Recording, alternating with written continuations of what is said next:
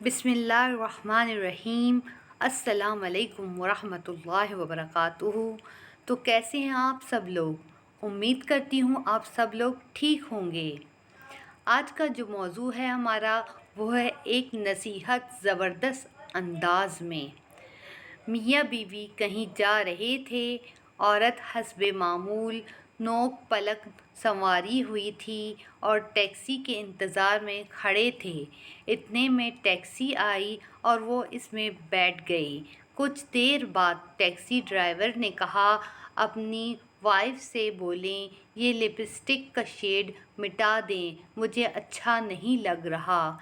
ये सुनने के साथ ही शौहर ने गुस्से से इसका गिरेबान पकड़ा और बोला, तेरी ये हिम्मत कैसे हुई जो तूने ये बात बोली?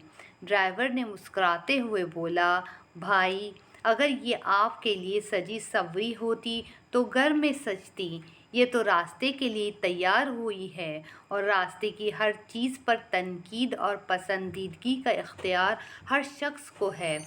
मर्द का गुस्सा जाग की तरह बैठ गया और रुमाल निकाल कर दिया और अपनी बीवी से कहा, अपना मेकअप साफ़ कर लो। शायद इस बात की हकीकत ना हो या मनगढ़ंत वाक़या ही हो, मगर एक सच्चाई ज़रूर है। हम औरतें वाकई अपने शौहर के लिए कम और लोगों के लिए ज़्यादा तैयार होती हैं। किसी तकरीब में जाना हो तो घंटों पार्लर में लगा देती हैं, मगर शौहर के आने का वक्त हो तो कभी इनके लिए तैयार नहीं होती। अच्छे कपड़े क्या, साफ़ कपड़े भी नहीं बदलती। सुबह से शाम एक ही लिबास में घूमती रहती हैं, सर जाड़ मुँह फाड़। जबकि हमारे मज़हब में दौरे जाहिलियत की तरह तैयार होकर बाहर निकलने से मना फरमाया गया है। ये नहीं कहा कि तुम अपने घरों में भी सजा सवरा ना करो, बल्कि कहा गया है ज़ेबाई शौहर के लिए है, मगर हम इसके बरअक्स होते हैं।